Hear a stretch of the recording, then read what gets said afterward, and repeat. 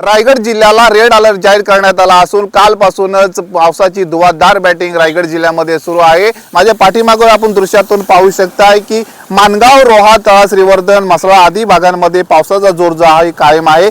जनजीवन आहे ते विस्कळीत झालेलं आहे। सततच्या पावसामुळे जिल्ह्यातील 7 तालुक्यांना शाळांना प्रशासनाने सुट्टी जाहीर केलेली आहे। दरम्यान आंबा नदी आणि काळ नदी या दोन्ही नदींनी इशारा पातळी ओलांडली असून सावित्री नदीच्या पातळीत सातत्याने वाढवत आहे।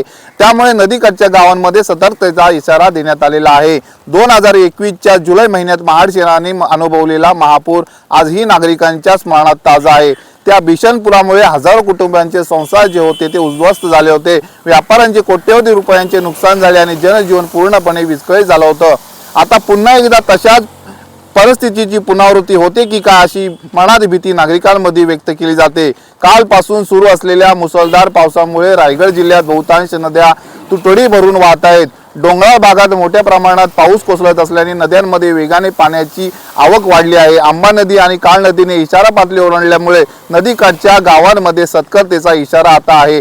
सावित्री नदी पातळीतही सातत्याने वाढ होते। प्रशासन परिस्थितीवर बारकाईने लक्ष ठेवून महाड शहरात 2021 मध्ये आलेल्या महापुराच्या आठवणी अजून ताज्या होतात की काय। जुलै 2021 मध्ये सावित्री आणि गांधारी नदी रौद्ररूप धारण केलं होतं। काही तासातच संपूर्ण महाड शहर पाण्याखाली गेलं होतं। बाजारपेठा, घरे, दुकाने, शासकीय कार्यालय, रुग्णालय आणि अनेक महत्त्वाची ठिकाणे जी होती ही पाण्याखाली गेली होती। हजारो व्यापाऱ्यांचे आयुष्यभराचे कष्ट एका रात्रीत वाहून गेले। या महापुरामुळे आपण जर पाहिलं अनेकांचे संसार उद्ध्वस्त झाले। घरातील जीवनावश्यक वस्तूंचे, वाहन, व्यापाऱ्यांचे माल, कागदपत्र आणि लाखो रुपयांची संपत्ती पाण्याच्या प्रवाहातून वाहून गेली। महापुराचे पाणी ओसरल्यानंतर सर्वत्र चिखल, दुर्गंधी आणि विध्वंसाचे चित्र पाहायला मिळत होते। त्या संकटातून सावरण्यासाठी नागरिकांना अनेक महिने संघर्ष करावा लागला। आज पुन्हा एकदा तशाच स्वरूपाचा मुसळधार पाऊस असल्यामुळे महाड शहर, संपूर्ण रायगड जिल्ह्यात चिंता वाढली आहे। नदीकाठच्या गावांमध्ये ग्रामस्थांना सतर्क राहण्याचे आवाहन केले असले तरी आपत्कालीन परिस्थिती निर्माण झाल्यास सुरक्षित स्थळी स्थलांतर करण्याची तयारी ठेवण्याच्या सूचना आता प्रशासनाकडून देण्यात आल्या आहेत। दरम्यान जिल्ह्यातील 7 तालुक्यातील शाळांना सुट्टी जाहीर करण्यात आलेली असली तरी विद्यार्थ्यांच्या सुरक्षेच्या प्राधान्य देण्यात येत आहे। महसूल, पोलीस, आपत्ती व्यवस्थापन, नगरपालिका आणि आरोग्य विभाग सतर्क असून एनडीआरएफचे जवान देखील महाडमध्ये दाखल झाले। या संपूर्ण गोष्टीवर यंत्रणा सज्ज लक्ष ठेवून आहे। डोंगराळ भागात भूस्खलनाचा धोका वाढतो असून घाट प्रवास करताना विशेष काळजी घेण्याचे आवाहन देखील करण्यात आलेले आहे।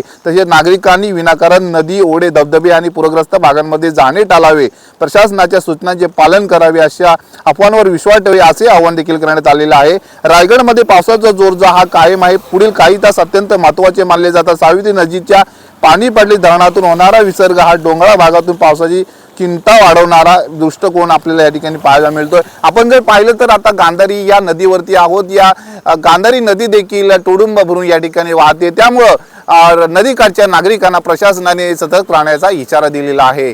नितेश लोखंडे, LS मराठी, रायगड।